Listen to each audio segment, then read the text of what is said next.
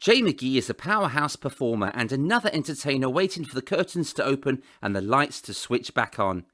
Today we talk about his days in Butlins and working as a solo entertainer and eventually frontman for the 60s and comedy show band the Rockin. There's another Bob Monkhouse story which crops up showing his incredibly genuine self, giving his time to a younger comic. And there's even chat about the midnight ferry from the Isle of Wight to the mainland. Just those little things that make an entertainer's journey home worth it. From wrestling to hanging out in the dressing room with Princess Anne, hang on, I need to backtrack a bit. When I said wrestling and hanging out with Princess Anne, that's two separate things. Jay McGee was not wrestling with Princess Anne. Don't take this out of context and mix up my words and put it on the front page of the paper and then my Eyes and Teeth podcast goes viral. Actually, if you want to say that Princess Anne was wrestling with Jay McGee, that is actually all right. Jay is a hard-working performer with energy and passion, and he sells his stories. No, he doesn't. He tells them. Well, I'm going to sell the story about him wrestling with Princess Anne. Jay is a hard-working performer with energy and passion, and he tells his stories modestly and doesn't mind telling us about the bad nights as well as the good. Welcome to Eyes and Teeth, Jay McGee. How are you? I'm good, thank you, mate. Nina's not having a great day, bless her. So, and you know when things spiral, you know you get out of bed, you stub your toe, and then everything goes wrong on that day. Yeah. When Nina dropped her sewing box, she's just about to sew something up for a Halloween costume for our daughter's school next week. And she dropped the sewing box everywhere, upside down. So the last 15 minutes, she'd been picking needles and cotton reels up and everything. And it just sent her over the edge. But I was wondering, is it time to add a bit of humour? So I said, that's the first time I've ever heard a pin drop, right? Because it made the biggest noise and it was the perfect time to stick it in there. And she turned round to me and she said, you're going to make a very entertaining delivery driver. Which is not far from the truth, to be honest. Do you know what I mean? And I think that's probably what I'll go for first. I like me driving. I like me Desert Island Discs. Yeah, I'm not sure, mate. I mean, everybody has to do what they got to do. You got kids and you got to eat. We just never thought we'd have to, would we? Yeah, that's right. Right. Nina always said to me, you don't have to go back to Panto or cruises. Have a few years off. It will always be there. And what do you know? So, Jay McGee, welcome to Eyes and Teeth. Good morning. Is it still morning or afternoon? I'm not used to this time of day. It doesn't matter. It doesn't matter, buddy, because people can pick this up at midnight. It doesn't matter when. So we could say good morning, good afternoon, and good evening, and good night. Is that Jim Carrey at one point said that? It's one of them. It ain't that two Ronnies. Yes. Good. It's good morning from me, and goodbye from him. That'll do. That'll work. So Jay, you're one of the good guys. You always seem to have a smile on your face. I know us clowns hide it quite well, but this year's been a really testing time. But can we go back? I wanted to talk about the younger Jay McGee. And I was going to we just had a little conversation. I was going to go back to Butlins, but you just told me a little moment, actually, when you left school slightly early. So can you tell us a little bit why that happened? I did. I didn't like school anyway. I weren't academic like that in any way, shape or form. I used to be the class clown, always mucked about. And then I started doing a bit of labouring. I was only 13 for my cousin because he was a builder. Wow. And when I was 13, at the end of the week, he gave me £35. Nice. And I thought I was absolutely a millionaire. When you're 13 and you earn it, and I'm earning £35 a week. Yeah, is that the 80s? Yeah, that was the 80s, the early 80s. And I never really went back to school then. I'd show my face every now and again. Yeah. Just like assembly? You walk in at assembly, yes, miss, and then you sneak out again. I've done that a few times. but yeah, and they didn't really worry so much because they thought I was learning a trade. But even when I was at school, they always used to say to me, you got to think about, you got to stop being the clown. You got to think about what you want to do. Yeah. And ever since a small age, I always said to my teachers, I want to be a comedian. I want to be a singer. Really? And they said, but what real job do you want to do? I said, well, that is a real job. That's all I've ever wanted to do ever since I was a kid. Yeah, but when you were like age 13, who did you see at that time where you thought, I want to do that job? Was you inspired by people, or How did you know you could be a comedian? I absolutely love one of all my favourite, Dave Allen. Fresh today as he was 40 years ago. You watch some of Dave Allen's stuff now, and it's still so current. He's hilarious, isn't he? Big Benny Hill fan. Dick Emery. I love all the facial expressions, you see, and you've seen me work, and a lot of my act is on my facial expressions. It is. There's a couple of really great live shows of you, and you've got a very warm presence about you on the stage. You know, a really lovable, a friendly face. You know, like you just want to become Jay McGee's friend when you're watching you, because not only what comes out your mouth is funny, but you've got this warm presence, and so it's I know exactly what you mean, but it's always been there, is it? Oh, always. Ever since I was, I don't know, 4, I suppose, I started just trying to perform in front of my mum. Yeah. And that, you know, and it was, and when her friends come round and that, I'd always go, oh, look at me. Always centre of attention. Yeah.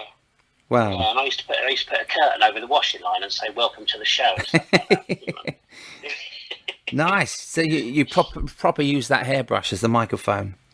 Oh, mate, I still do. In this lockdown. You don't use a hairbrush now, do you? No, I use the broom. And I've got a mic stand as well.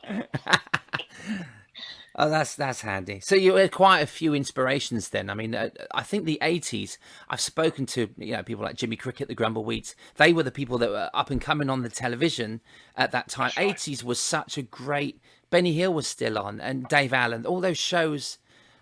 Tommy Cooper was still being shown. Weren't they just brilliant years? Oh, absolutely amazing. I got to tour a bit with the Grumbleweeds a bit later on, which we'll mostly talk about in a bit. When I obviously, when I joined the Rockin was one of the other comedy show bands from that era. Yeah. Well, I started off when I was 15. I went into Butlins to be a redcoat. No, wasn't you supposed to be 18 at that point? Or yeah, and I lied about my age, but I actually, when I first went there, I worked in the burger bar and got in with all the redcoats. Ah. And I lied about my age and got taken on as a GA, which was a general assistant. So we used to do the pool room and the snooker hall and all that lot. And okay, to take on all the sports events. Yeah, so all the sports events and stuff like that, and then I would do day duties, and in the evening be a redcoat. It was the same as lifeguards were always redcoats in the evening if they'd done. Yeah. Okay. You had your general duty redcoats, which were full-time reds. Right. And you had your general assistants that used to do all the sports stuff, and then be reds. And then you had your lifeguard reds. So I started off in the burger area and that, and then I got in with the entertainment director, who was Paul Selby. I lied about my age again, and he took me on as the general assistant. And the only way I got found out about my age was on my birthday. I wore a badge saying 16 today. Oh no! Who got you that? Was it a member of your family got you that? Did they? Did you forget? Yeah, no, I completely forgot. So then the entertainment's manager, because I was living in as well, I went to live in. He had to be my guardian. He had to sign to be my guardian. Right. I mean, back in them days, it was acceptable, you know? Mm-hmm. Couldn't do that now. No. What park were you working on at that time? I'd done in then, I was at Butlins Bognor. Okay. And then I'd done a few stints at Minehead and about 2 stints up at Skegness. Okay, right. Yeah, they're the ones I do. Yeah, and then it went from there. And that's it. Once I got there, I had the entertainment bug, and that was it. And I weren't going back to do anything else. Yeah, I was 17 when I went on holiday to Barry Island, and which used to be a Butlins, but then it was called Majestic. It was owned by Rick Wright or something. And I auditioned. I took a puppet because I'd always been a ventriloquist for like 5 years then, and I said, can I do a little show in your showroom? So they put me on. It's the first time I worked at Holiday Park, and they let me do 10 minutes with the band. I'd done it with my puppet, and John Oliver, who was the band leader, he said, do you want a job? And I was like, wow, yeah, I'd love to. I said, but I've got a job at home. I was working in a shop. I had to quit my job and I had to say, can I come back in 2 weeks? And so they let me come back, and I finished off the last summer season in '93 at Barry Island for the last 3 months. But I was 17 then, and I wasn't allowed to be working there because I wasn't 18. But I was the young one there. But they knew I was 17, but they allowed it at that time. Yeah. And so Different back then, wasn't it? it was different. Yeah, it was kind of allowed. If you had an act, like you say, you had a trade when you were a builder at 13. I had an act at Butlin, at Barry Island, and you obviously were funny. Were you singing and doing jokes when you were at Butlins? Did you start to watch acts at Butlins that inspired you? Oh no, the only thing I had about 3 minutes of comedy, and it was all like Frank Spencer stuff. Okay. And I used to do an impression of Frank Spencer. That's how my act started. Then I used to watch all the live acts and learn how they delivered. I was lucky in '86, I think it was. I hosted one of the shows for Bob Monkhouse. Wow, incredible. And he took me to one side and said that I've got a very funny face. That's a bit rude. It's him that said, yeah. And, but it's a nice quote, isn't it? Visual. It was him that said something about you're very visual. Yes. And that stuck with me, and he helped me over the 3 times that I worked with him. He would sit me down and give me so much information, and I've taken that with me for the last 37 years. Oh, mate, that's really lovely to hear. And I hear a lot of stories about that. And I've got my own stories about people that have looked out for younger comics or younger promising acts, like yourself and me. And I'm all for that. I love that. That he gave you his time as well. And that was it, you see. He helped me so much with certain things and basically told me how to deliver a gag. He said to me, tell me this joke, and I'll tell him, and then he said, no, do it like this. And he'd done that a couple of times over the few times that I compared for him. That's so nice to hear. That's because he was a master, wasn't he? And he wasn't just a comedian. He was like they called a comedian's comedian. He was a joke. Oh, yeah. He was a joke technician. So he knew how to tell. And I spoke to Paul Adams, and Paul's father, Charlie Adams, wrote for Bob Monkhouse, and so I kind of know that I like Ken Dodd, they're joke scientists. Do you know what I mean? That's right. So they know how, if you're telling a joke wrong. That's incredible to hear that. I love that you've got that little history with Bob. Oh, and even back then, though, all I saw, Bob Monkhouse, was somebody off of the TV. Yes. And it weren't, for a few years, you start to realise what a legend, and he was like the king of comedy. It wasn't just game shows, was it? He had his own TV shows, and I saw a Bob Monkhouse show once, and this is who was on the bill. It was the Roly Polies, Les Dawson, and Jim Carrey. When Jim Carrey was like 18 or 19, and wow. he was the most incredible impressionist. But Bob would go to America, find these acts, come over and put them on his show, and it was just he knew talent as well, But I mean, to nurture, young comedians like that story is just really, really nice to hear that people in the business have done that behind the scenes, Ice and Teeth. So I watched loads of acts, and sadly, just last Wednesday we lost Paul Event. Did you ever work with Paul Event? I worked with Paul a few times. Just to love sitting in the dressing room because he was just so deadpan-faced funny. He was, wasn't he? Do you know what I mean? Yeah. This year seems to have been a year for losing a lot of good comics, ventriloquists. It's heartbreaking, band members. It's been a really bad year, tough year this year, I think. It has. And I think what makes it worse is all this COVID, because you can't celebrate their life, can you? You can't celebrate their life. No.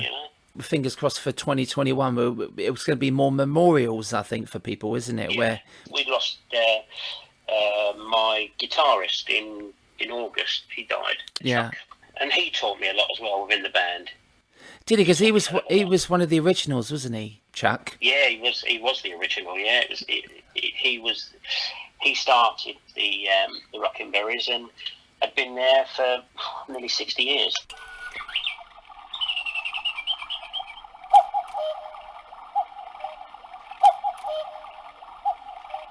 Was you always a singer? Because you've got such a powerhouse of vocal cords. When did singing and impressions and comedy all sort of amalgamate together and get into it? Where did you start to see an act forming? Originally, because I just used to do like 2 minutes at Butlins, and I could never sing. I couldn't sing. It was just comedy. And then I started getting to know Freddie and the Dreamers. Yes. Wow. And they left, and I started to do a bit of roadieing for Freddie and the Dreamers, and that they took me along because they liked me because I used to make them laugh. Oh, brilliant. Dressing room and that. Yeah. And so it was Alan, Pete, Brian, and Jerry. They left Freddie, and I started roadieing for them and doing bits and pieces. They said, look, we're going over to Israel. We have to do 3 sets a night for 3 weeks, but our voices every night in that heat, it kills us. They said, do you want to come along and just sing a couple of numbers with us? So I learned a couple of numbers, and at the time all I was doing was a comedy routine of I was doing like the gay cowboy, the old routine of the gay cowboy. Yeah, oh, I right. used to do an Indian called Big Chief Wobbly Gut. And all I used to do was sing On the Banks of the River, Running Bare, and do an Elvis number. Right. With the wig and all that lot on, just as a joke, really. And they said, no, you do it really well. So I went over there and then started singing, and I absolutely loved it. And it was from then I started singing and putting music in the act, and which built the act up. So that, I guess that was the Dreamers, wasn't it? They broke from Freddie Garrity. Dreamers, yeah, they went from Freddie and then over to just the Dreamers. Yeah, I worked with Freddie once, supported him in Great Yarmouth Holiday Park, and he still had that energy, still sort of kicking his heels, and that was brilliant. And I mean, that was only 20 years ago. But so you're with the Dreamers, and then did you stay with them, or then did you start to build your own act after? I started building my own act then. Okay. But obviously back then I'd done my very first showcase, and it was for John Howe. Ah, bless him. Yeah. And I'll never forget it because I was doing a residency. I went over to Haven, was an entertainment manager. Okay. And I was doing comedy, and I thought I was hilarious. So when I think I was 17, or 18. It must have been 17 or 18. And I went and done John Howe showcase at Butlins Hotel at Saltburn. Right, and yeah. And I thought, I went and done it, and I absolutely died of death. And Alan out of the Dreamers the following week phoned my mum up and said, don't let Jay get the stage. Newspaper. Oh, no. So they'd covered it, and I got absolutely slaughtered. But me being only 17, I was like, oh, wow, I've got my name in the paper. Yeah. I remember I was 17 when I got my first name in the stage from Barry, and it was so nice to get your name there, I mean, it wasn't a groundbreaking thing, but they said, I'll always be in the business, which was a nice comment. Derek Wayland, I think, wrote at that time. Because he used to write a lot for showcases. Stage of television. All the showcases, yeah. All the showcases, yeah. And then from there I went back with doing bits with the Dreamers, and then homing the acting at the holiday parks doing Haven. Yeah. And then decided to go it alone and went on my own. I think that's where I started to meet you. Was Haven Parks, wasn't it? Because I remember, Weymouth. He was doing Weymouth Bay, I think. Yeah, Weymouth Bay, where we met Neil Warner, mutual very good friend, and then just Haven Holiday Parks, Waterside with Mike. Yeah, he's a legend over there, and so it's like 20 years ago, I think, Jay, that we first started to sort of hang out and see each other on the circuit. You know what? I think originally it was about 1990. I want to say 97. Okay. When I think it was when Neil might have been entertainment's manager down at. Do you know what? You're right. Bay. Yeah. It was 97, my first professional year. That's right. So it was 97 down at Weymouth Bay, because she got really friendly with Neil, and obviously I'd known Neil a few years from Waterside before that. Okay. Because I was the entertainment's manager down at Weymouth Bay a few years before that. I didn't know that. I really didn't know. Yeah. Yeah, I was there in the early 90s as the entertainment's manager. Oh, we did go way back. Do you know when you I was going to say, can you recall any nights that you didn't want to end But there's probably that showcase was probably one that you did want to end. But I've had moments like that. I've had bad showcases, obviously bad gigs and golf club gigs. But you remember the bad ones, don't you? But it was there.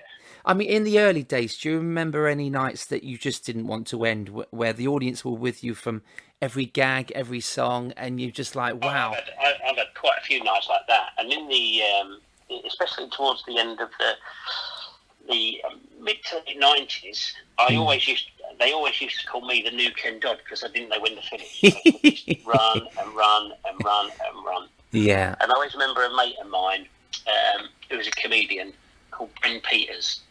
Yes, Bryn. Bryn Peters was around that same circuit, wasn't he, down there? That's it. Yeah, they were good mates. Okay. It was Trelawn Manor, and Bryn. I'll never forget it because Bryn, bless him, died. I saw him. I think it might have been a Tuesday or something.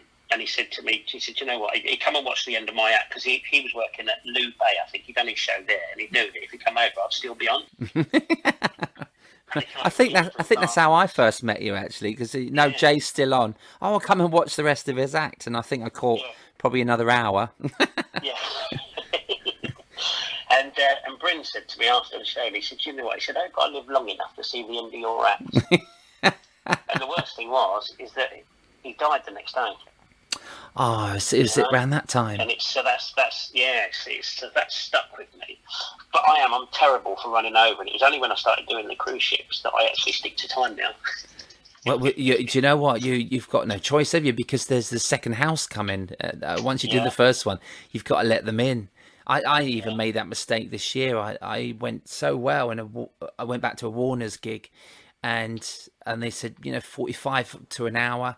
I'd done an hour and 8 minutes, I think, and then they said, the people were trickling in already for the second gig, so I apologised, and then it was on the Isle of Wight actually, and I said, well, I'll only do 45 in the second half because I need to get that 11 o'clock ferry, and I made it. I did. I got there at 10:02, and it didn't leave till 11:30, so it was delayed anyway. But so I could have done another 20. I always used to overrun when I should do Warner's at Benbridge or Norton Grange. Yeah. And I always used to get the ferry out and ride, and it was always used to be put your toe down. I've got 10 minutes to get from Benbridge to. No, you can't do it in 10. Fish ponds, something like that. Yeah, I don't think you can do it in 10. Can you? Did you do it in 10? No, I think the quickest one I ever done it was about 15 minutes. Yeah, I think it took me about 18. I think I'd done it in 18, and I just made it. And I left at 10:30, so I thought, get there at 10:02. Do you remember those nights meeting the acts on the way back on the midnight ferry?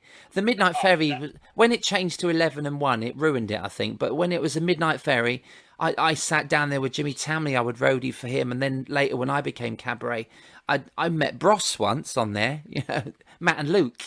Yeah, but like Ray Lewis, Jimmy Jones, you'd always see these acts on. Who have you met on the Isle of Wight ferry? Loads. Mike Reed. But I knew Mike from Butlins days anyway when I used to come there for him. So he must have been doing Warner's. No, I think he'd done Sandown, I think it was. Yes. And I'll never forget it because I had a mate of mine with me who was drunk. And I said to him, look, Mike Reed's there. And he goes, I want to talk to him. And I said, do not embarrass me. Do not embarrass me. And I started talking to Mike, and all of a sudden my mates come around the corner and started singing, "There once was an ugly duckling," and I could have been just wanted to jump off the ship or off the ferry. Yeah. Embarrassed me that much, but never mind. It happens. But yeah, there was quite a few. Jimmy James, Jimmy Tamley, I've been on the ferry with him a couple of times. Happy days. Yeah. We always used to try and get the midnight one because it was always the best one because we can always... We met with whoever was working on the island that night. Yeah. So it was great. We all used to try and get the midnight ferry back to the mainland. And so, it's interesting. I did love those days. And when I went back this year, I went back and I've done one, and I've got one at Christmas. But it was really nice to just be back on the ferry, and it's nice to see it slowly starting to come back, gig-wise. So you've done a few gigs, haven't you, since I've done the a lockdown? Couple for one of the holiday parks for these social distancing. Yeah. I found it very strange because they would say, they can't join in singing, and they can't clap. Oh, really? Clap? And, it's like, really? I said, I'm a comedian and I sing. Don't do any up-tempo music. I said, but that's what I do to get the audience going. It's the repartee. It was weird. It was weird. It's in your genes, isn't it? It's just to go, clap your hands. Come on. It's just part of your mindset to just say, get everyone clapping along and sing along. But you're not allowed to do that, to shut that off. It's like me going out there and say, don't laugh at these jokes I'm about to tell. Sometimes I don't need to ask them. but it's, it's just like, it is confusing. And I done a show at Chroma Pier in...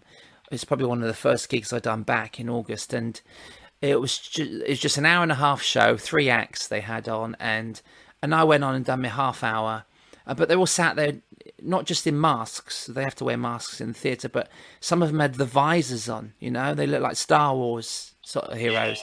So they're these visors on the front of their faces covering up. They look like they're going to sit there with their drills, and but I mean, every time they laughed, the front of their faces steamed up. So I did draw attention to it, because every time you laugh, your face steams up, and then everyone else laughs. But they were the only two wearing the visors. It was this couple, and it would steam up, and then I wait for it to disappear, and then I try and make them laugh again, because it was like a goal at the end of the act. But it is strange. One of these pop-up. Oh yeah, the outside things. Shows. Yeah, the outside one where people pay and come and sit in their cars. Yeah. And I turned it down purely because I need reaction from the audience with the comedy. Yeah. And it's like, you're going to tell a gag and you're not going to hear a laughter. And they just said, oh no, they'll toot the horns. And I went, really? I don't know how I feel about that as a reaction, but I spoke to people like Hal Crottenden and Phil Walker, and they've done the same thing. They were about to go and do these gigs, and I said they'll flash their lights if they're laughing or hoot their horns, and I said something like, if you if you've gone well because their batteries are drained, or if you don't hear any hooting, then you died on your ass because you ain't got no hooting. How would you know? Phil lost it. Phil said he really enjoyed it.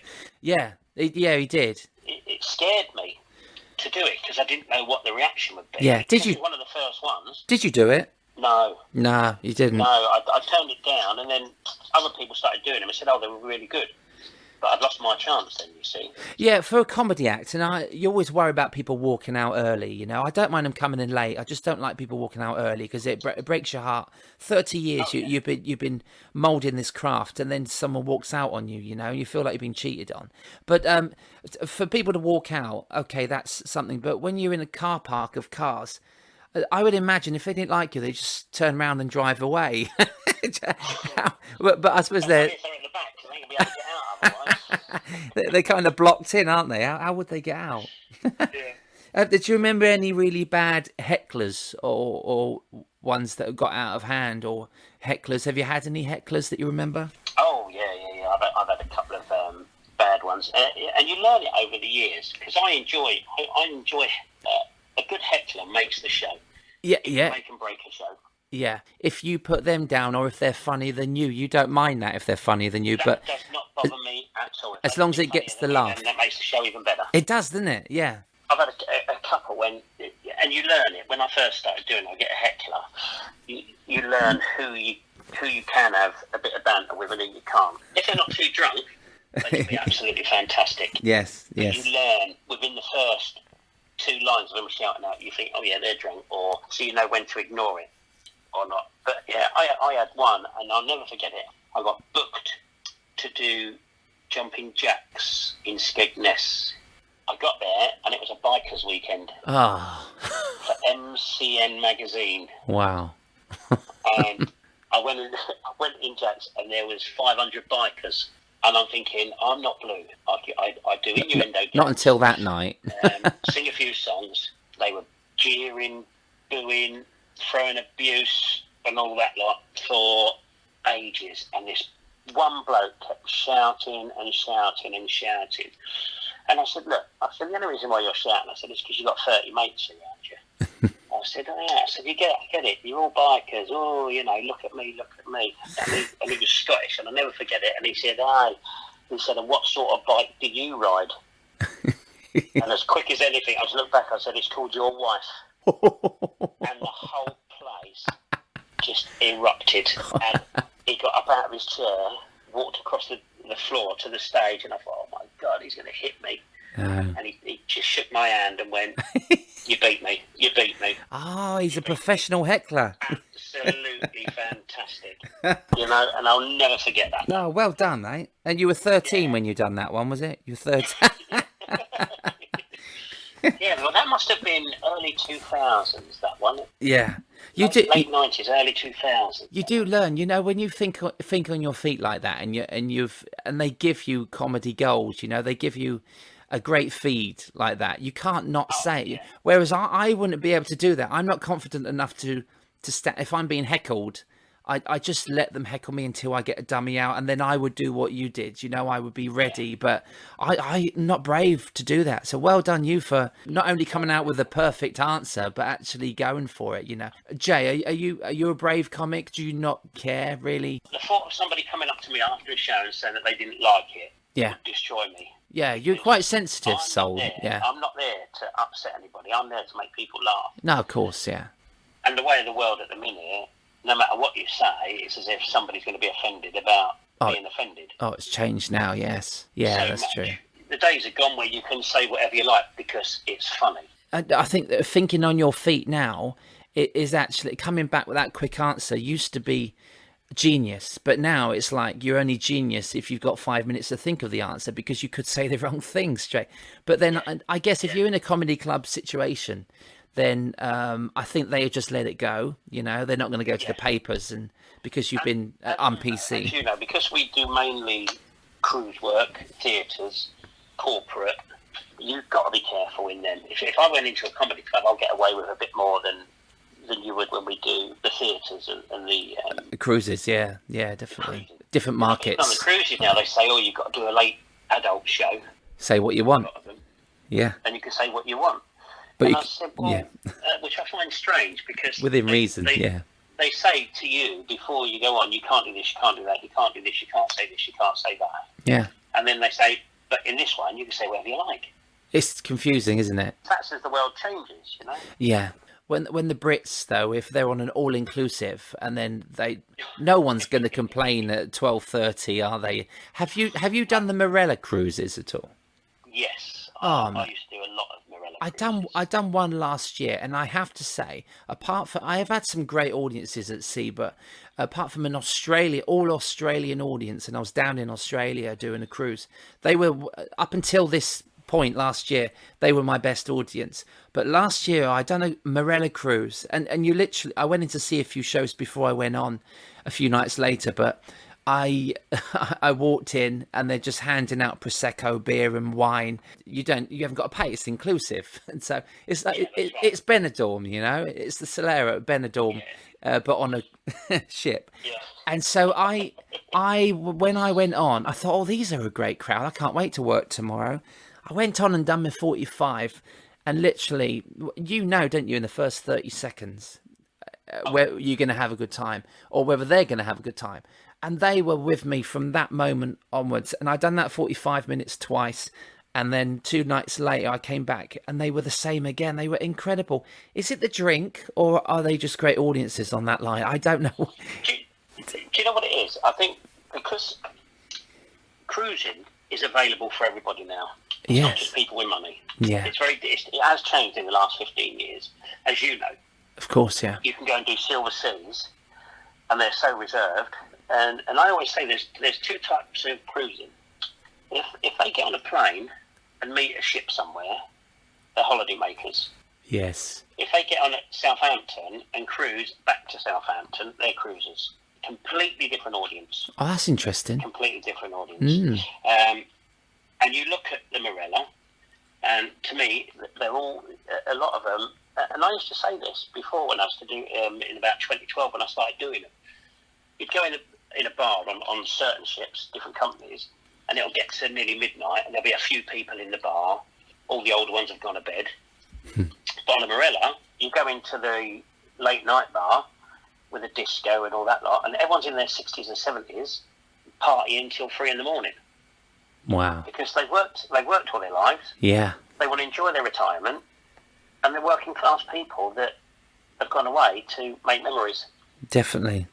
And It's that's the way I see it, you see. they are just brilliant people, aren't they? They want to have a good time. They do have a good time, and they enjoy all the acts on there. And I don't say they don't do that on other ships. You know, they're more reserved, aren't they, on certain lines? And Yes. In certain lines, they're very much more reserved.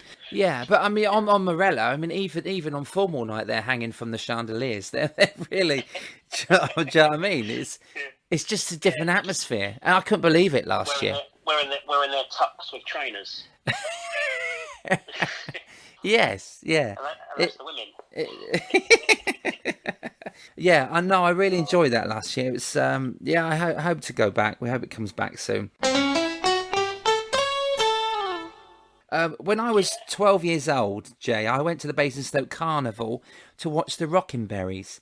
Now, I remember the group because I remember the song "He's in Town" because I sat with my mum and dad, and they would tell me they were a 60s group, weren't they? Were they 60s? Yes. Yeah, well, they actually started in 1959. Are you joking? That far back?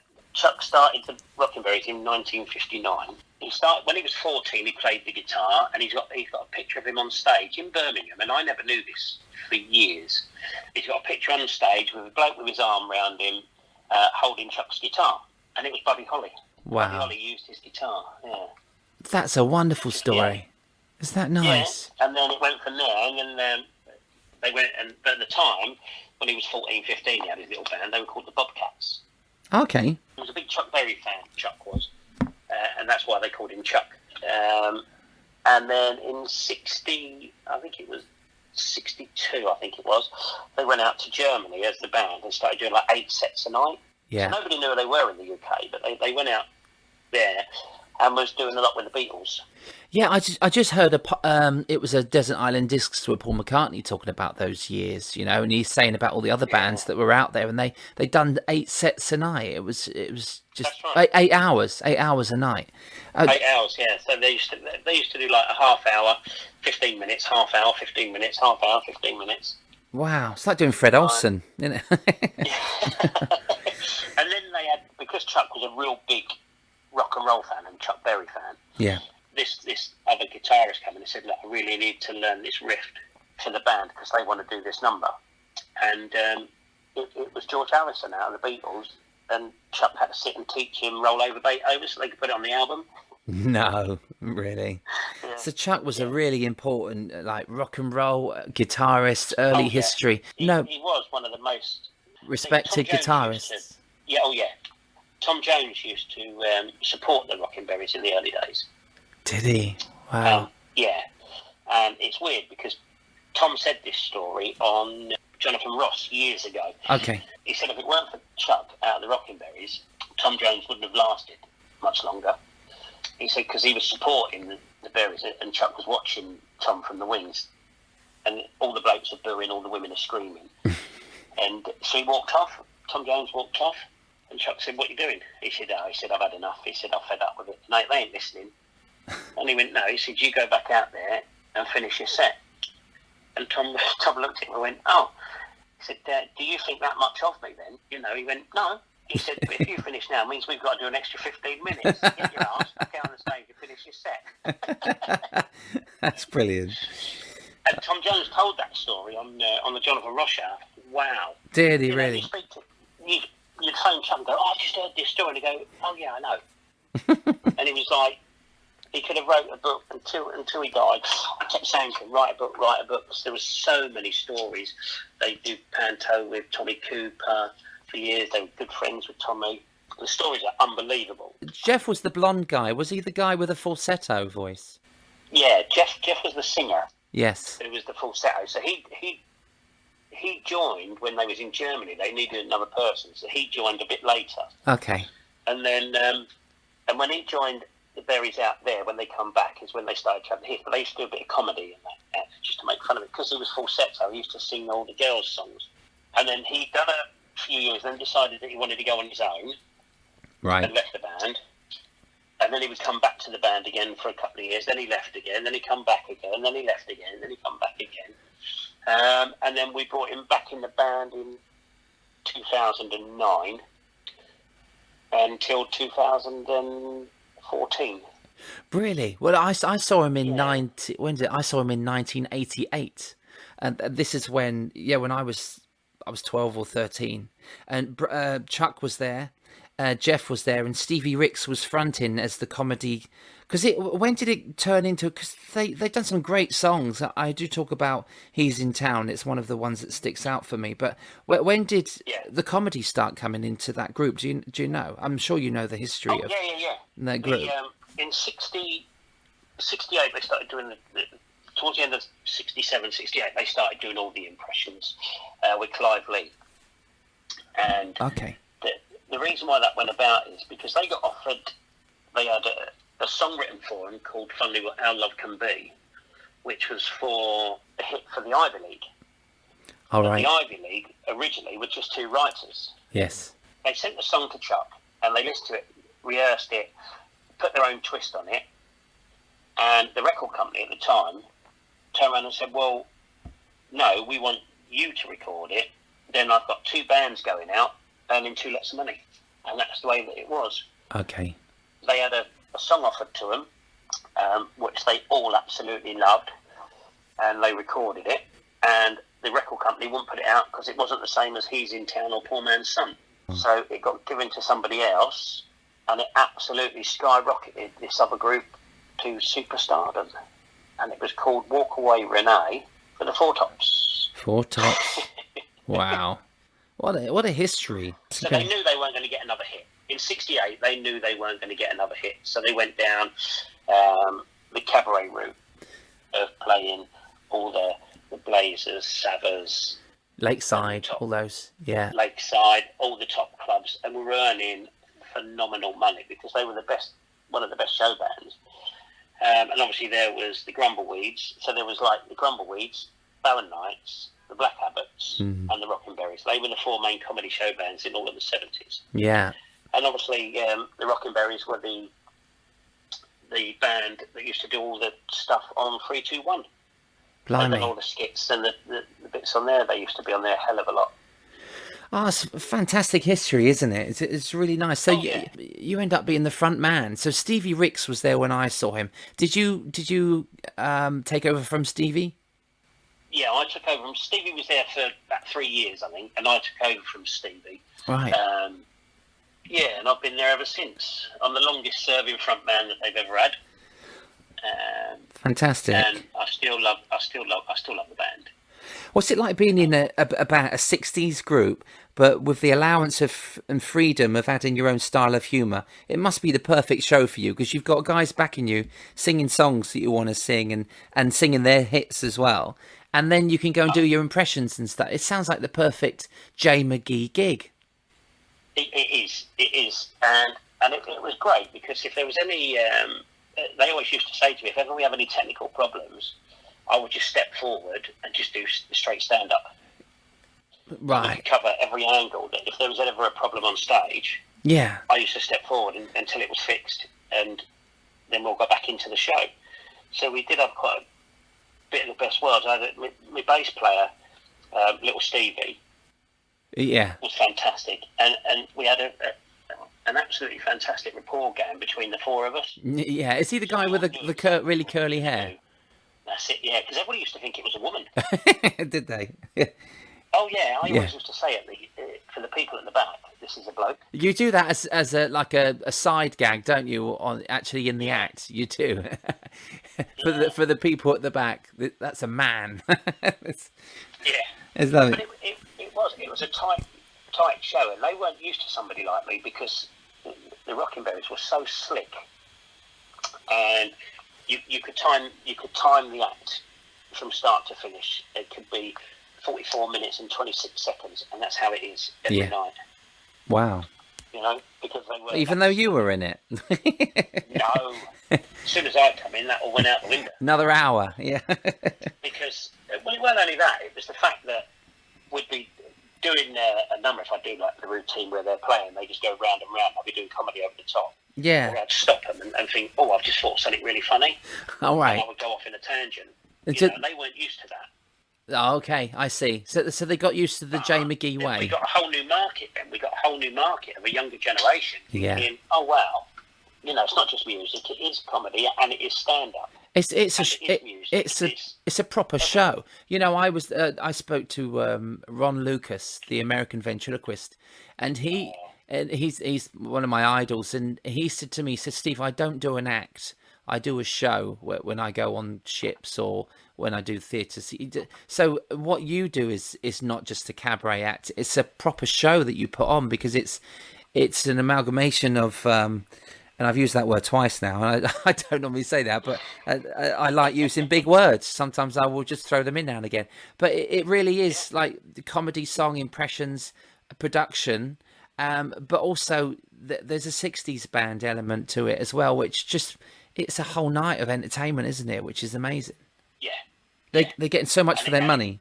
Yes, and that was it. We were different. So when we used to do the 60s tours, which was great, because I used to see a lot of my idols when they used to bring over the American artists that were absolutely massive stars, and they'd stand in the wing and watch us because they weren't used to that sort of entertainment. No. The American artists... Even now, the American artists say, well, you should, if you was in America, you'd absolutely kill it. Because they're not used to... They're not used to the humour. Yeah. Used to it.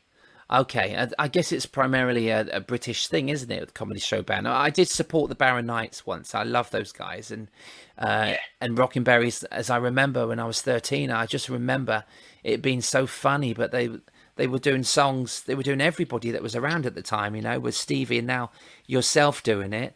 It just really is great. And I watched the show last night because you've recorded a live show with the band, with Chuck and Stevie, and it's so nice to actually see it. And you work so hard. You've got so much energy that you put into the stage, along with your brilliant vocals.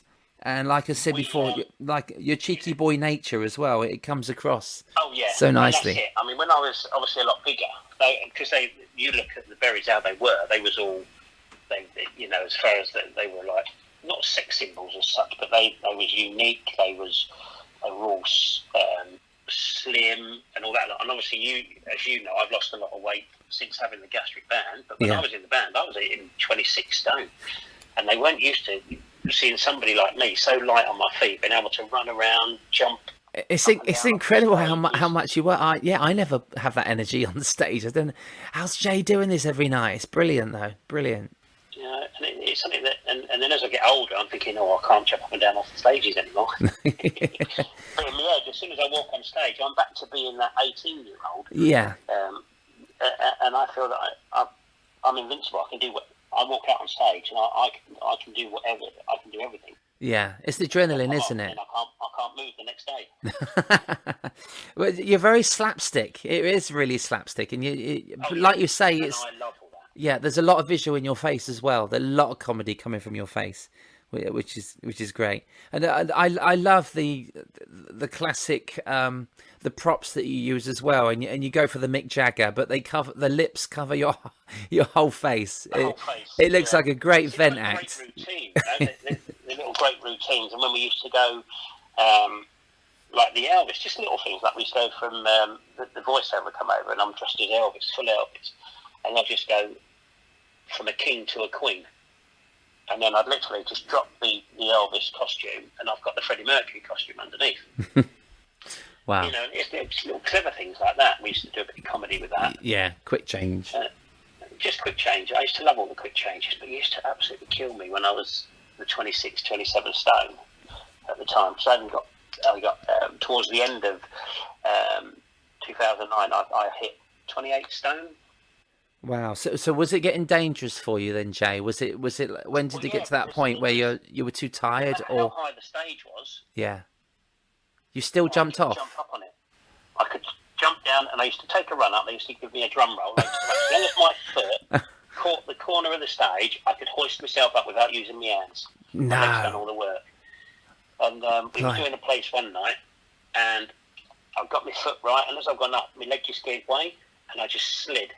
Oh. On the stage, straight through the drum kit. Drum kit went everywhere, and everyone thought it was part of the act. The drummer didn't. Yeah. Blimey. And then we done a bingo hall, one of them big bingo halls. Actually, I'll tell you what I think it was it was at Basingstoke, where you're from, and it Ah. was Bingo 2000, I think they were called. I never went to a bingo hall back there, so I don't Bingo even... or- Oh, I think it was a gala bingo. I don't know where it was, but I know Gala they bingo must have had one in town. on one of the thing, and they said, "Oh, we haven't got a full stage because the bingo machine's attached to the floor. So we put your guitarist one side, the drummer behind over one side, and the thing." So what we've done is we've put some crates out for your singer to stand on." And I'm like, "No. Crates. And it was, as we started the show, we used to open up with a Beach Boys medley. And it used to be, "Ladies Young, please welcome the Rockin' Berries," and it'd be 2, 3, 4, "Round, round, get around, I get around." Nice. And as we got that bit there, I fell through the stage, just collapsed. All right.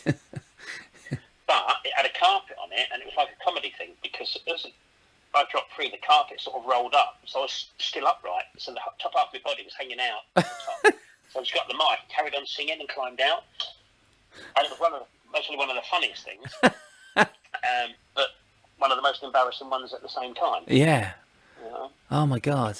Well, bingo. So was it busy? Was it being a bingo hall? Was it a good house? No. I think there was, for the last game of bingo, I reckon they had, I think it held about 2,800. And there was about 2,700 in at the end of the game. They said, "Ladies and gentlemen, 5-minute break, and then we're going straight into the top of the bill with the Rockin' Berries." We walked out on stage. There must have been about 100 people. Wow. Do you know what? I'm not surprised. I'm not saying I'm not surprised, because I just don't understand. But people do just go for bingo, didn't they? And you think that the Rockin' Berries would hold them, or even I done a bingo hall like 2 years ago in Birmingham. I was booked especially. And I thought, "Oh, this is a massive room." And they went, "Oh, you're in the room at the side."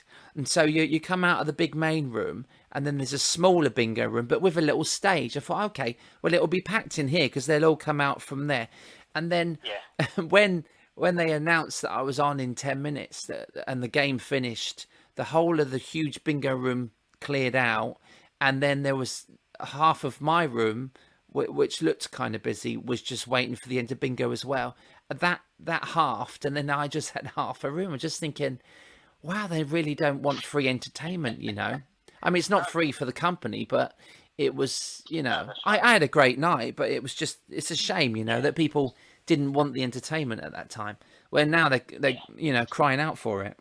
Oh, confusion. But this for you, Jay, this is a passion, isn't it? You can see your passion and your energy up there, and it's something that you really love doing, isn't it? Oh, it's my life, Steve. I live for being on stage, you know, because I've done it ever since I was a young age. Yeah. And I've never known anything else. I wrestled for a little while, but while I was wrestling, I was still doing the shows. Even when I used to do Butlins, I used to find out what day the wrestling was on. And if I had a booking there the same day, I used to go in and wrestle with a mask on and be Mr. Nasty, and then do the comedy show that night as Jay McGee. Really? They didn't know it was you because you had the mask on? No.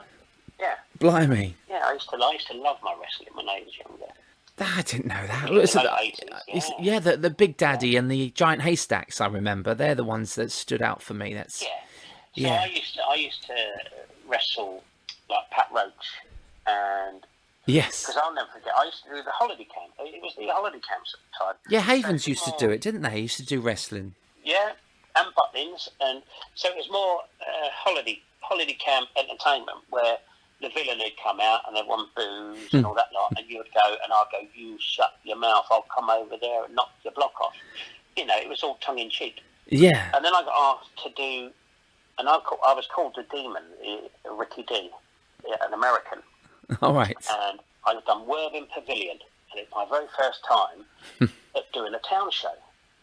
Right. So whoever I was wrestling, it was Robbie Brookside at the time, and I said, "Okay, what we're going to do, round 1, round 2, you know." He went, "No, it's a town show, Jay." I said, "Well, what does that mean?"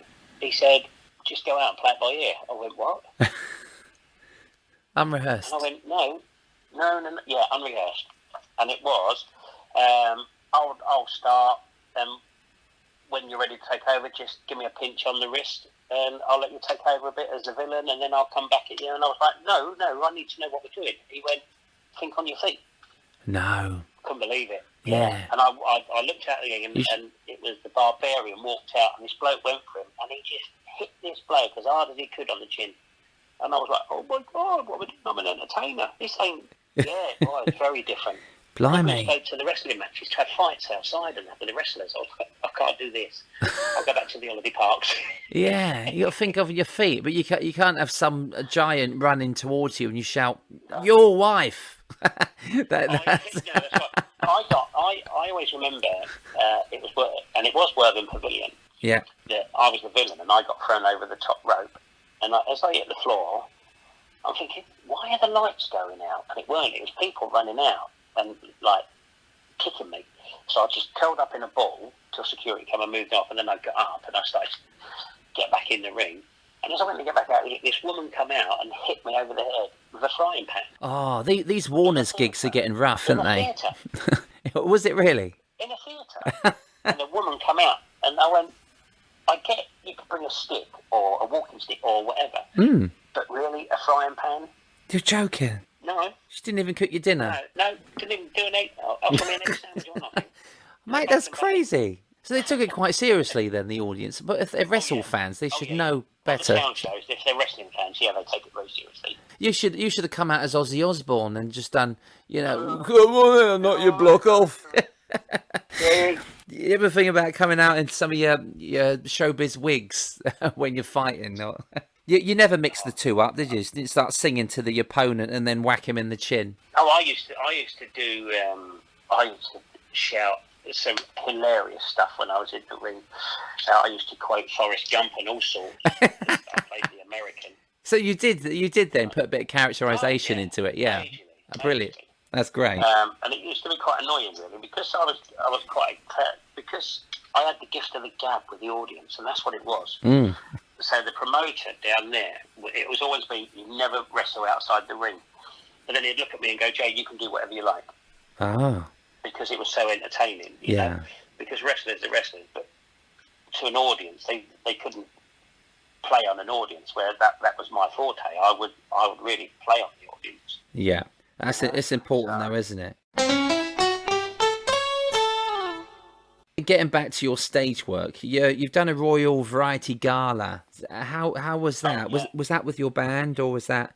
Yeah, that was with the Berries. We done this week because we got asked to do thing, and I said we've got to do it, and then they said we were going to be top of the bill, and then it was like, oh, I can't do this because I got scared. It really scared me because it would have been one of the biggest shows I've done. Yeah. For the royal family, for royalty. Okay. And it was the Rockin Berries. There was a few other acts on, and Jeremy Beadle was hosting, and I got on really well with Jeremy Beadle, and Princess Anne. We done the walk. We obviously do like the Royal Variety. You do the walk down afterwards and all that lot. Yeah. And she said, my mum was there. That was her favourite song many years ago. So we used to listen to it quite a lot, which made me smile when Chuck went, "Well, I've played for your mum a few times over the years, And I thought, Chuck, you're not allowed to ask. You're not allowed to start talking to her." Blimey, who was her mum? And the thing is, she said, we'll do the walk downs and I'll come out the back and we'll have a drink afterwards. Yeah. And I was like, yeah, all right, okay. But genuinely, Princess Anne come to the dressing room. Her security stayed outside the door. She come in, sat down, had a drink, and she was absolutely amazing. Such a down-to-earth person. It was unbelievable. What a lovely memory. She's me and my wife Nina been watching her in The Crown. She's brilliant in that. So is that nice to sort of see royalty as normal people? You sat there just chatting, and what a memory. Yeah. That's nice. It's nice to see you've done a Royal Gala. It's nice to say, you know what I mean, is that you've done that. Yeah. Is that for Jay McGee, the solo act, the wrestler? the builder at 13 years old, or the showband leader. Did you have any more goals that you want to do? And we will get back to it, Jay. We'll get back to those stages that we want to do. We're just having some time off. But what goals do you have, Jay? You still want to do some certain things, or? Oh yeah. If I could go back now, I wouldn't change. The only thing I'd change is I got lazy with the fact that I wanted to be a big star. Yeah. I wanted, and people, and all of a lot of the entertainment business, like the 60s groups and all that lot, they said to me that if I was around in the 70s, yeah, I would have been a big star. Yeah. They say that about me. I think it's, yeah. I mean, you've got that drive, and that energy that people love, but I just think it's the same, Jay, for many acts that are out there. There is nowhere for us to go, is there? There's nowhere to shine, and you can shine on stage. And my problem was rejection, so I never used to go for certain stuff in case I'm not good enough. Right. I always thought I was never good enough. Really? Yeah. I mean, I didn't go for the cruise ships for years because I was like, oh no, I'm not good enough. Yeah, I remember when you started doing ships, and it weren't that long ago, actually, as a top act as you are, to actually go out there and start doing ships, because it can be quite daunting, can't it? To go from doing holiday parks, golf clubs, or comedy clubs, going into a cruise, it's a completely different audience. And you know that now, because I know after the first and second time you started doing cruising, you loved it. And I've seen your show reel, which is incredible, by the way. And it's a lovely little clips of you on the ship, and you've got them in the palm of your hand. And so you found your feet straight away on the cruises. And so is that something that you've loved, that transition? Oh yeah, when I never forget the first time I done a cruise, I treated it like a holiday park. Yeah. And that was the downfall. And I used to say to comics, if with some of the comics that they'll go on Morella next year, and some of them that I know that will go on and do it. And I say you cannot treat them like you do a holiday park. No.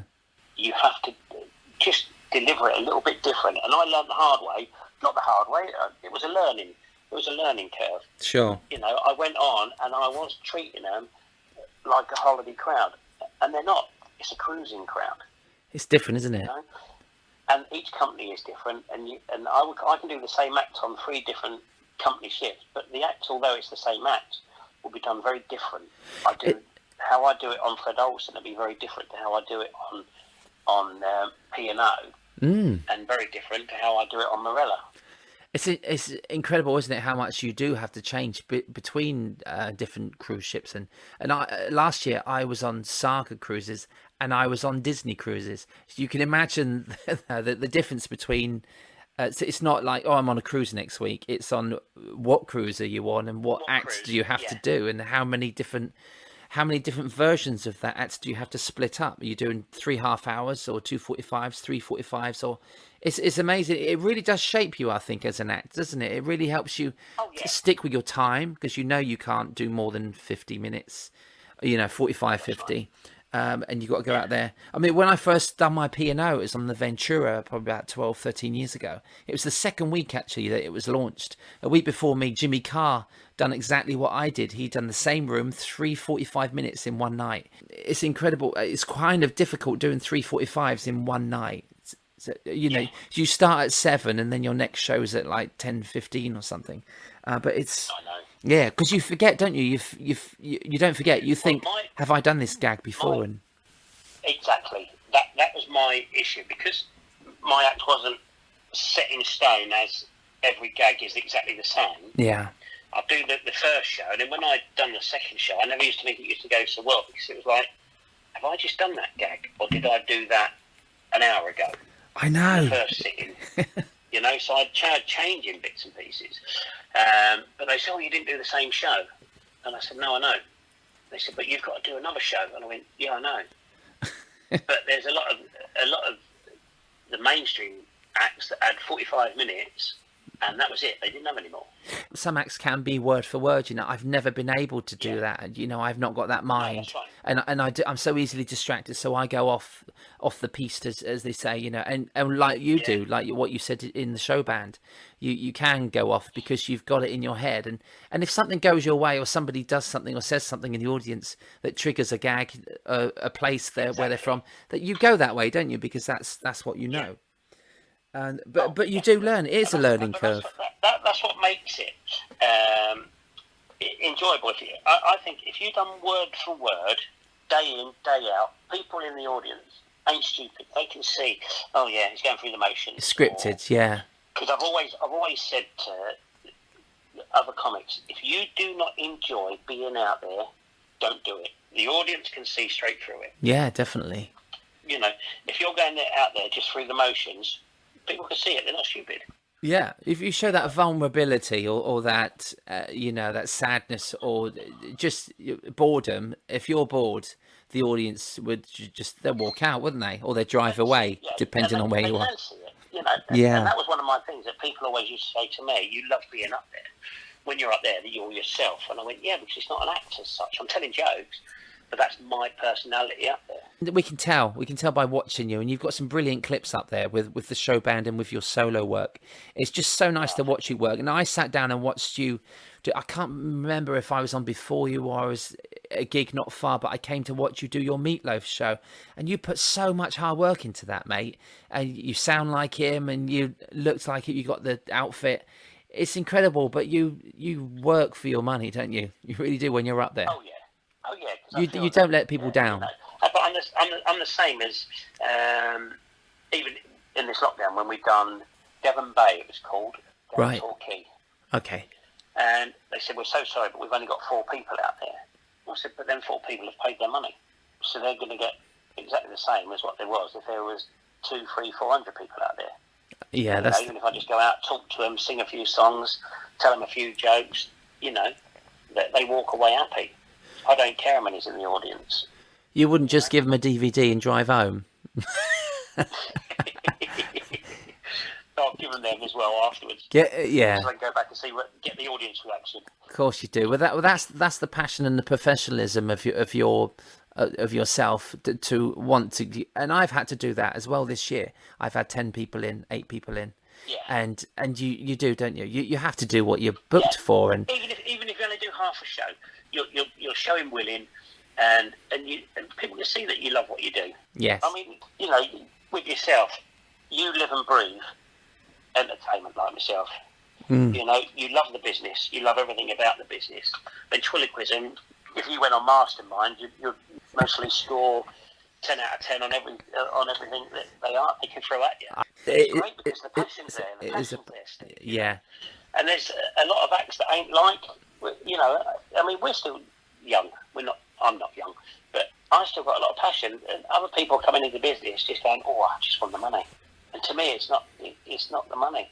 Yeah, that's true. I mean, these podcasts, they're done out of passion because no one's getting paid, and I apologise about that. But I'm writing a book on ventriloquism, and I know that the cost of doing that book is going to cost me rather than earn me, and it's because it's the passion that we're in, and we do love doing what we do. And obviously, this year is a year we want to forget because it's the year we never stepped on that stage, and we want to get that back. You've worked with Paul O'Grady and Julian Clary. Is that where your camp style comes from? I tried to get that question out without laughing. Sorry. No, you've worked with these. I done it. I actually. You're not camp. I actually done a TV show with him in '98. It was me, him, and Davina McCall. Wow. And it was on Sky. It was called Prickly Heat, and basically it was a bit like It's a Knockout. Okay. England, Ireland, Scotland, Wales. Yeah. It was done in Magaluf. Really? This couldn't get no more random. So it was filmed out in Magaluf. Was Julian Clary hosting it? Was he? He was hosting it, and Davina McCall. Well, I invented a couple of the games for it, and I'd done the first series, and I absolutely loved it. Yeah. With Ted Robbins. Ted Robbins was on it as well. Oh, yeah, brilliant comic. Yeah. And it's a knockout basically, but for students, it was all innuendo sex games and like going across the pool in a giant condom where they're trying to get to the other side and stuff like that. You know, it was real uni stuff. I'd done the first series, and then the second series, Davina dropped out, and they brought another presenter in. I just didn't get on with, so I quit. But I was younger, and it was like I shouldn't have done that, but it happened. But Julian is an amazing man. Absolutely amazing man. I've seen him in Panto. He's brilliant. He was with Keith Harris, and they worked together so well. Just brilliant. He was so funny, really and funny. Julian's very shy. He's a very, very shy man. Yeah, off stage. Yeah. Off stage, oh yeah. You know. I think it's quite private, actually. I heard him on Desert Island Discs, which I'm hooked on right at the moment. But yeah, if you listen to that, he seems to be a very shy, private person. Oh, very, and very intelligent. Mm. His sister lives out in Antrax in Mallorca, so we used to go over there a bit to see her because I was living out there at the time. In Mallorca. But yeah, Oh, and, nice. I got fond memories of going out with Julian. Well, Wow. For a meal. Oh, same deal. We've ended on a scoop. I love that. Oh, brilliant. That last question was you've worked with a couple of comedy greats as well, Paul O'Grady, Bobby Davro, and that's you are yourself one of the funniest men on the circuit, but you've joined this band as well. I mean, you've got a great history, haven't you? Are you proud of what you've done, Jay? Because you've just entertained. You've set out to do what you've done, and I hope you're back doing it pretty soon because it's where you belong and where I need to be as well. So yeah, definitely you do. We all do. And we'll get back there, Steve. We'll be back there. Hopefully, we'll be on the same bill one time. I was just going to say, I mean, even if me, you, and Neil, we'll put a show together, and but we won't do it for free. We'll do it for us. we need to get paid, so let's do a big show together. It'll be nice once we're up and running. It's just what we need. Lots of love to you, buddy, and thank you so much. Thank you for being on Eyes and Teeth, Jay McGee.